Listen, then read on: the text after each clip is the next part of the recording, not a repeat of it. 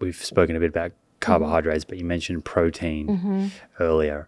I mean, what do the foundations look like for you? Is it that do you, like many people I hear in this space, kind of say, set your protein, get enough carbs, and then fill the rest with fat? How do you approach this? So I think, yes, I'm very pro moderate to high protein intake for women across the entire lifespan. I think that is something that many people neglect or struggle with. I think a lot of women struggle to get enough protein intake in, either because, one, your caloric needs are lower, so it's harder to have like almost a higher relative percent, it feels like to you, to get that in, or that appetite might not be there, or just not something that you historically have done.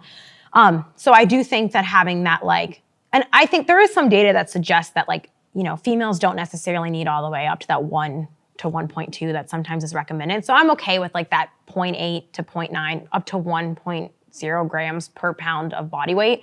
You guys can do the kilo math per in pound. my head. Yeah, per pound. You'll have to divide that by 2.2, so to speak, or 1 gram per pound of lean body mass, or about 2 grams per pound of kilo of lean body mass, I think is also a helpful tool for people if you have body composition data and you know that, as like a minimum. Like, let's eat to at least support our lean mass. I think that's more helpful with people who have a good bit of lean mass. 2 grams per kilogram of lean body mass. Yeah, give or take. Yeah. Which is probably around 1.6 or a little bit higher grams per kilogram of total body weight. Yeah, I would say that 1.6 to 1.8 is probably grams per kilo. Now that I'm seeing a slide from my back in my head that I made once on this, for kilo is probably about that range. I don't think that we have to go to that perfect 1.0, or I think it's like 2 grams per kilo of body weight for that. I think that, you know, I've seen some data where it kind of flattens out on the curve after about like 0.8-ish for women.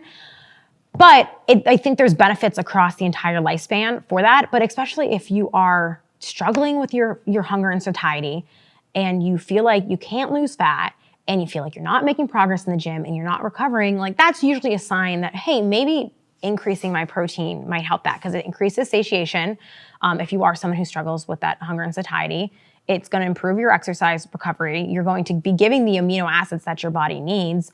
And then especially like when we think about, you know, the luteal phase or menopause, like those are time periods where that's probably even more important to be more dialed in with that. I'm of the stance that, like, you don't need to periodize your protein to your period, because you just should eat enough all of the time. But you might need those higher demands, but I think that that's the, you know, I have these like 3 key things that I think are the most important for women and females, and it's enough protein, enough carbs, and enough calories. That doesn't mean to say fat isn't important. So to go back to your industry of like standard of like set the protein and let your carbs and fats kind of fall where they are, I think that's great for regular everyday people. But if you're shifting that volume or intensity up on your training, you're probably going to have to shift that carb preference a little bit up. Have a bias to carbs, which means dialing the fat down a little bit. And dialing fat down a little bit. And so that's something I see a lot too, especially like people struggle also too, because they're like, I gained weight when I trained for a race, or I gained weight when I trained for a marathon, or whatever that looks like. And I'm like, because you're hungry and you're not eating enough carbs, and so your body's increasing that hunger because it's wanting to recover and replenish and restore those. But everything around us is hyperpalatable, and everything around us is high fat. And I struggle with this, right? Like, I'm aware of this, and I have a really high carbohydrate demand, and I joke, I say, fats find me. Like, no matter, like, I have to be super, and I'm not restricting fats by any means, but I still have to be super diligent that I'm not like blowing up my calories with fats when I know my body needs the carbs to support and recover me. And so that's where I'm like, okay, as you start to shift past maybe those exercise guidelines, if you're like 2.5 hours a week in the exercise guidelines and you're a regular person doing stuff, just like eat enough carbs to support yourself. But once you start getting into that, okay, I'm exercising 3, 4, 5, or if you're doing even more than that, like you're training for that first marathon and you've never trained for a marathon before, like you're going to have to shift that preference of that intake, and it'll make you feel fuller, you'll recover better, you'll perform better, you're gonna feel better. Like, it's really scary for people because of the narrative around carbs, but I think it's really important for me to really reiterate that your body isn't just storing these and causing these massive insulin spikes. It's using them to replenish your glycogen stores. They're going into storage. They're not even necessarily like, I mean, your body goes in and out of fat storage and burning throughout the day, but you're refilling your glycogen stores, or your body's using it for energy, for recovery and repair. It's not like, I think that's a hard thing for people because they only think of food going in to be stored and turned to fat, rather than, well, your body's using that to sustain and fuel the recovery or performance or training that you are doing. And again, not everyone has those high performance goals, but I see all the time. I see my Gen Pop clients start training for the first half marathon or their marathon ends. That's the first really big spike in cardiovascular activity they've done, or they've always ran and they decide they're like, hey, I need to add in strength training. And they're like, why am I always under recovered, or this is really hard, or I'm not adapting? And it's because they didn't adjust their food intake to that increased demands on their body. And that's where I kind of have that view of like, don't bring a diet view to your training. Always make sure that you're feeding and fueling yourself for the activity that you're doing. And that's not to say you can't have fat loss goals, but you probably shouldn't be training for a marathon and having a fat loss goal at the same time. Like that might be something that you need to separate so that you can focus on the thing that you need to be doing at the same time.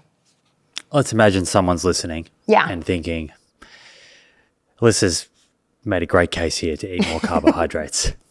But when you say eat enough carbohydrates, perhaps they're not even sure what that means. Yes. Are we talking about having oats at breakfast? You know, let's imagine this is a 50-kilogram woman, and we don't have to get super specific here, but are we talking about she's having oats at breakfast, she's having rice, quinoa, or potato at lunch and at dinner? Yeah. What is enough carbs? And that's where it's hard, because there's these amazing grams per kilogram recommendation based off total hours of activity that you are doing in a week of training. And I'll try to remember them off the top of my head. But for a 50-kilo woman, what's that, like 130 pounds? I'm like 125, 30? Yeah, 120. I don't know, something in that range, yeah. It's going to be, yes, including carbs at every meal of the day. And you can keep the starchier, more fibrous, more whole carbs at your meals. Maybe around training is when you might simplify them a little bit. Yeah, 110. So that's even leaner.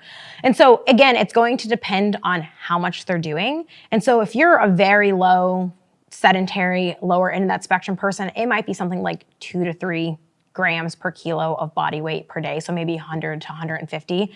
Whereas as you go up, and I might be butchering this because I'm thinking of the scale in my head, where you go up and you start becoming more lightly to moderately active, it's going to be something like, 3 to 4 grams per kilo. And then you start to become more moderately active, and it's like 4 to 5 grams per kilo.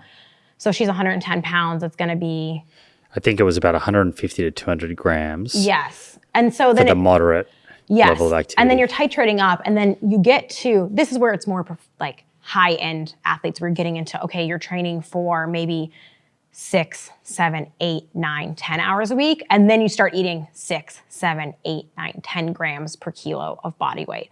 And so maybe a better example is because I know the math on the top of my head. When I was peaking and training for my 50-mile ultramarathon last fall. Have you done like 10 of those or something? I've done 10 ultramarathons, yes. I eat. Just a lazy 10. I know. I'm training for my first 100-miler, actually. On my high running days, I eat 550 to 600 grams of carbs in a day on those days of training. But when I was in my recovery, and I'm like 64 kilos, that's a better reference for me because I know what I weigh.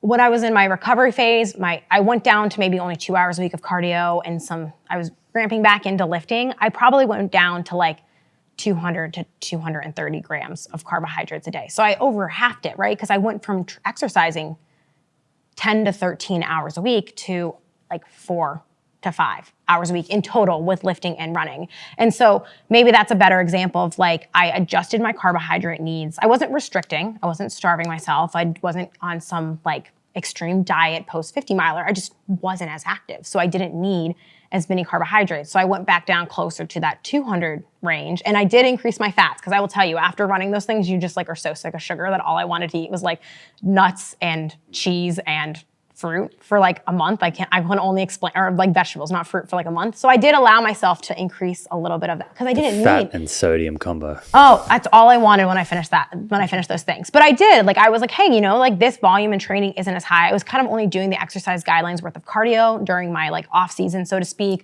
I was only lifting maybe 2 days a week. I kind of took a big break on training, so I pulled that down. So my calories also went from like 2,800 to 3,200 a day down to like 22, maybe 2,300 calories a day. And I brought a lot of that down from carbohydrate, and then let myself bump up a little bit in fats because of that consideration. Because, okay, the intensity and volume isn't there. I can shift a little bit more fats and still have enough to affect my recovery, but I was well fed in both of those situations, in those examples. I was eating enough for my body and the fuel and the activity that I was doing, but I wasn't, when I cut it down, it wasn't like I was like restricting or starving myself. My just energy needs fluxed and they went down, and I was well fed there just as much as I was well fed on that other end of the spectrum.